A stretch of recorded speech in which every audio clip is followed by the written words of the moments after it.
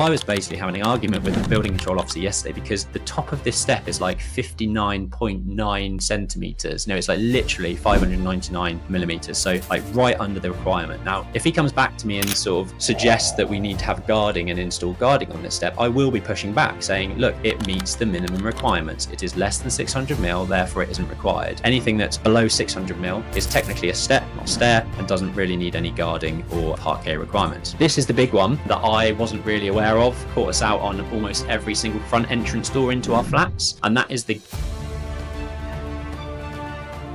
building control. The first one that I wanted to run through is something that comes up a lot, if I'm honest, when you've got different changes of level. When building control specify whether something is a step or a stair. Basically, something between 600 mil in height or less than 600 mil in height is classified as a step and not a stair and doesn't need to conform to parquet requirements. And the reason I bring this up, this image shows a concrete step which is out the rear of our project in Tame. It has a handrail 1100 high, but that's it. Basically, there is no guarding underneath the handrail. Now, normally when you've got an internal stair, for example, you have a handrail and you have railings, don't you? They have to be a maximum 100 millimeters, vertical bars to stop people falling through the stairs. Now, when you've got a step, which is less than 600 mil, you don't need guarding. It doesn't fall under the requirements of parquet building regulations. So I was basically having an argument with the building control officer yesterday because the top of this step is like 59.9 centimeters. It's like literally 599 millimeters. So like right under the requirement. Now, if he comes back to me and sort of suggests that we need to have guarding and install guarding on this step, I will be pushing back saying, look, it meets the minimum requirements. It is less than 600 mil, therefore it isn't required. I think there's a good argument to be saying that, but you never know. Sometimes building control won't take a grey area and actually force you to install it, but at least we know what we need to do. But that was the crux of it. Anything that's below 600 mil is technically a step, not a stair, and doesn't really need any guarding or parquet requirements. Second one, our builder decided to put some MDF sort of door linings and basically fill the really thick gaps with expanding foam. Definitely not something you can do. This needs to be stripped out, and proper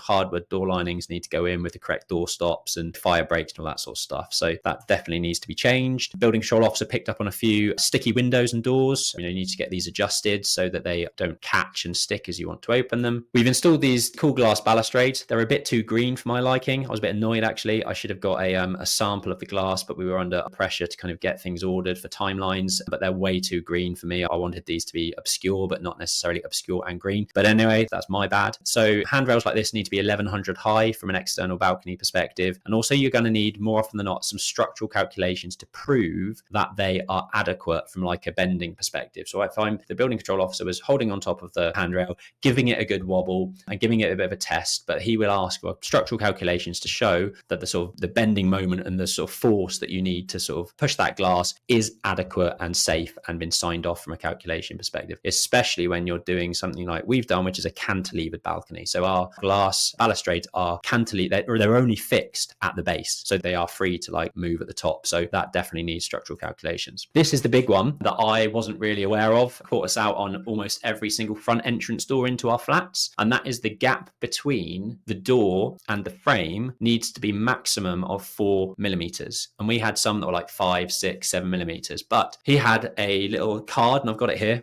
Sorry to interrupt, but our YouTube statistics are staggering.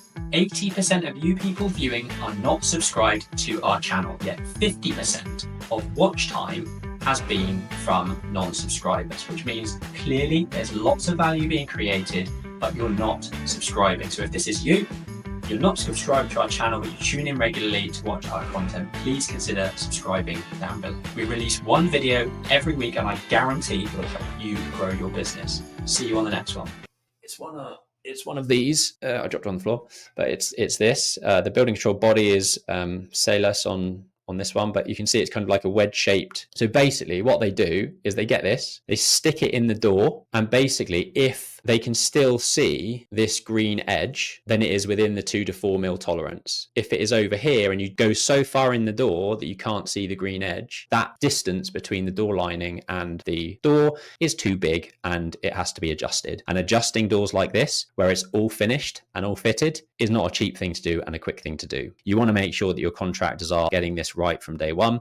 I managed to nab a couple of these from him because I thought they were pretty cool. Recommended door gap 2 to 4 mil for all door doors, actually, not just front entrance doors, but all internal doors as well. Cool. What else do we have? This is just sort of stuff that needs to be done, but can often get overlooked. So when you're creating openings in a property, you will what's called needle above where the lintel's going in. So you basically, they're metal like plates that you wedge into the wall to support temporarily the wall above whilst you're doing the work underneath. So you can see here, they've got all of where the needles used to be. These just need to be mortared in and finished, which the contractors haven't done yet. And then this is another one. For some reason, I hadn't spotted it on some of them, but some of the bedroom doors, they didn't have intermittent strips around the doors, which basically when you've got a protected 30-minute fire lobby, you should have intermittent strips within your doors.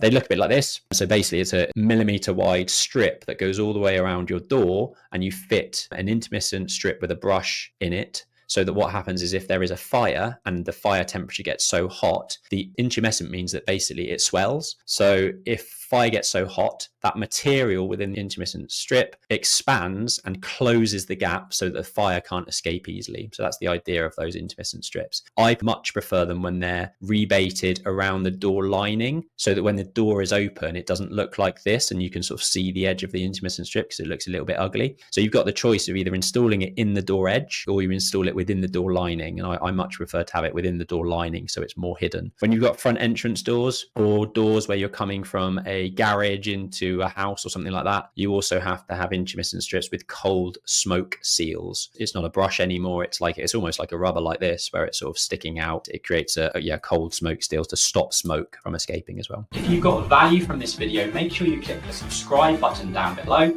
and ring the notification bell, because we release one video at least every week, so be the first to get notified. See you on the next one.